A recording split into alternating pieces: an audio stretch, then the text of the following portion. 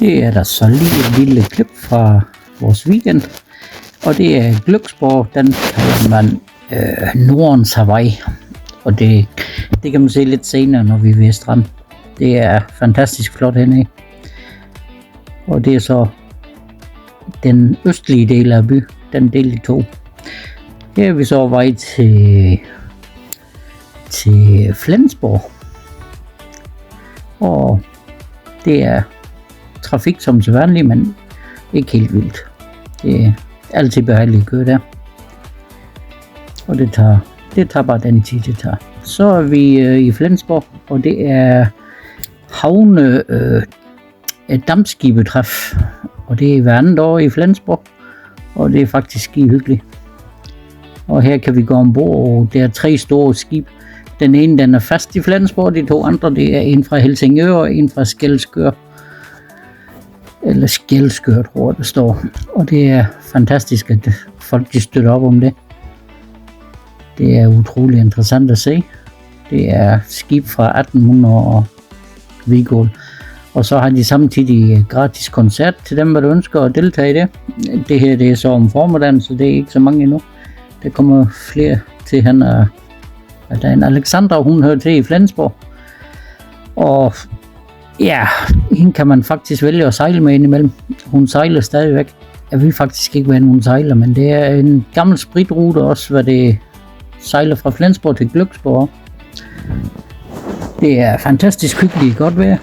Og så kan man få noget at spise, så man kan drikke lidt, og man kan hygge sig. Det tager cirka en halv time, 45 minutter hver vej, tror jeg det er. Og så kan man tage tilbage igen, eller man kan vælge at tage bus. Det er ikke så dyrt dernede, som derhjemme. Så alt i alt nede over havnen i Flensborg foregår der mange ting. Der er arrangementer faktisk hver aften, eller hver eftermiddag og i weekender. Altid musik nede over havnen. Det er rigtig hyggeligt, og gågade den er fyldt om lørdagen. Der var en strandløve og hans kone. Det er så stranden i Glücksborg, og det er rigtig flot. Der kigger vi så faktisk lige over Oksøer. Det vil vi se senere fra den anden side faktisk, når vi kører en tur. Men det har de sådan en restaurant dernede, og der kan man sætte spise lidt og få en kold drinks, og så kan man lege sådan en strandhytte. Det er ikke så dyrt faktisk. Jeg tror det er 14 euro for et døgn. Så har man sådan et lille hus, man kan gå i læ i. Og vandet er dejligt varmt. Nu er vi så på vej til Kollund, det er faktisk den anden side af fjord. Og Kollund det er også en rigtig smuk by. En havneby også. Eller ikke havneby, men en strandby. Det er, Kollund er rigtig lang at køre igennem. Så vi har ikke vist det hele, men den er rigtig lang. Og træls, fordi man må ikke køre så stærkt. Men det skal man jo heller ikke, når man skal se under tur. Det er som center af Kollund faktisk. Byen den ligger til venstre, og vandet ligger til højre. Det vil vi se senere. Vi kommer ned om hjørnet hernede. Der er det. Og det er lige ned til højre her faktisk. Der ligger den gamle havn, hvor jeg snakkede om, at færgen gik fra Glücksborg til Flensborg. Den sejler ikke mere fra Danmark. Den sejler kun i Tyskland. Det var den gamle spritrute. Der blev drukket mange øl. Så er vi på vej ud af Kollund igen. Ikke rigtigt, men vi har retning ned mod Sønderhav. Sønderhav det er rigtig flot og rigtig godt besøgt. Jeg tror de har Danmarks bedst besøgte pølsekiosk, iskiosk.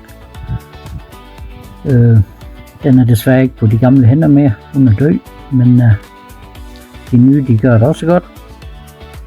Selvom vi holder til i den anden kiosk. Så har vi Flensborg Fjord over højre side nu her. Rigtig flot. Og det er stadigvæk med 60, og det respekterer folk. Det er rigtig flot her langs. Og så kan vi se helt ude i højre. Den forsvandt lige igen. Vi kan se den lige om lidt. de 2 øer, der ligger der, det er Store Oksø og Lille Oksø. De har også en helt særlig historie. Og Store Oksø, der ligger der faktisk en ejendom ude. De har et lille bønneri. Jeg ved ikke, om det blev drevet med, men det har været lejerskole. Og så er man i Sønderhav, så skal man selvfølgelig have en is eller en hotdog, men hvad var til is? 28 grader, så er det kun is, det gælder. Og det er så med udsigt lige til Oksø. Så er der sådan en lille strand lige på den anden side af vej. Den er ikke særlig stor, men den er dejlig også. Det er, jeg tror det er mest for kiosk, der lige er nede og døbt herinde. Så kører vi faktisk den gamle vej, hvad jeg kalder hjem. Det er mod Kvass. Det er ude over de 7 små bjerge, så jeg ved, hun er væk. Men de 7 små bjerge, de ligger der nu. Og det er en fantastisk humpet rute. Nu ved jeg ikke, om man kan se, men det er nogle rådyr, der krydser vej. Det er svært. Jeg tror, der lige var en 3-4 stykker. Og det er så chefen selv, og det er undertegnet, der kører. Så. Og det er så nogle fodgængere. Og man kan selvfølgelig tilskrive sig, og det beder vi der om at gøre. Og ja, være en del af alt det her. Fortsat rigtig god weekend, ikke? Hej.